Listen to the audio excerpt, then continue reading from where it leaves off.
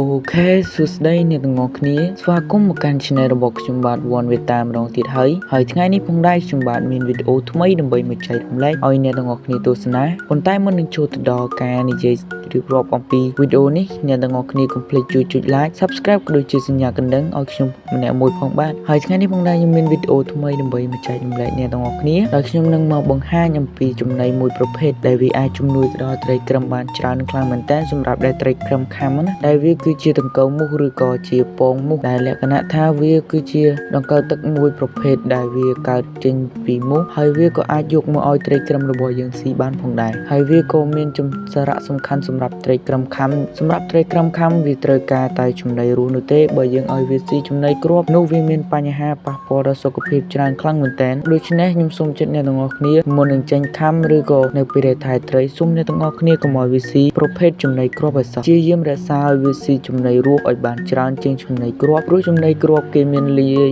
ជាមួយនឹងថ្នាំក៏ដូចជាវីតាមីន A ផ្សេងអញ្ចឹងទៅគឺវាមិនជំនួយទៅដល់ត្រីក្រឹមយើងបានល្អ 100% ដូចចំណីរស់នោះទេដូច្នេះអ្នកទាំងអស់គ្នាគួរណាតែយកចំណីមួយប្រភេទនេះដើម្បីដាក់ឲ្យវាស៊ីទើបវាមានសុខភាពល្អហើយអ្នកទាំងអស់គ្នាប្រកាសជាឆ្ងល់ហើយតើចំណីនេះអាចរកបាននៅតាមណាចំណីមួយប្រភេទនេះងាយស្រួលរកខ្លាំងមែនទែនមាននៅតាមក្រឡុកប្រឡាយទឹកដក់ជាច្រើនកន្លែងដែលវាអាចកើតចេញពីមូសផងដែរនៅកន្លែងទឹកដែលមានក្លិនស្អុយនោះវានឹងកើតសម្រាប់គេអ្នកអត់លេងត្រីក្រឹមទឹកស្អុយគេស្អប់ខ្ពើមខ្លាំងមែនទែនក៏ប៉ុន្តែសម្រាប់អ្នកលេងត្រីក្រឹមនៅពេលដែលបានឃើញទឹកស្អុយនិងមានដង្កូវបែបនេះពួកគាត់ពិតជាមានចំណាប់អារម្មណ៍និងសប្បាយរីករាយខ្លាំងណាស់ក៏ព្រោះតែគាត់អាចយកដួសមកឲ្យត្រីក្រឹមរបស់គាត់អាចស៊ីបានដូច្នេះពួកគាត់ព្យាយាមទោះបីជាមានក្លិនស្អុយក៏ដោយក៏ពួកគាត់នៅតែព្យាយាមបន្តដួសវាដើម្បីឲ្យបានយកមកឲ្យត្រីក្រឹមសំណប់ចិត្តរបស់គាត់បានស៊ីអញ្ចឹងណាហើយខ្ញុំក៏មានរឿងចង់ប្រាប់អ្នកនរគ្នាខ្លាំងមែនតើដោយមានបងមួយចំនួនគាត់បានខមមិន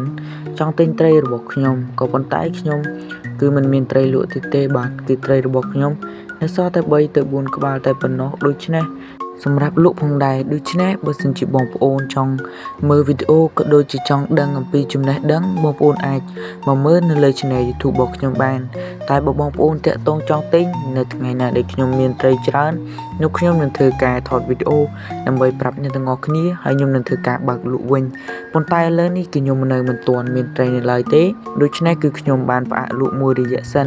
ហើយវីដេអូរបស់ខ្ញុំក៏មានតែប៉ុណ្្នេះដែរក៏អរគុណអ្នកទាំងអស់ខ្លាំងមែនទែនសម្រាប់អ្នកដែលបានជួយចុច Like Subscribe ក៏ដូចជាសញ្ញាកណ្ដឹងនៅលើវីដេអូរបស់ខ្ញុំអរគុណអ្នកទាំងអស់គ្នាបាយបាយជួបគ្នានៅវីដេអូក្រោយ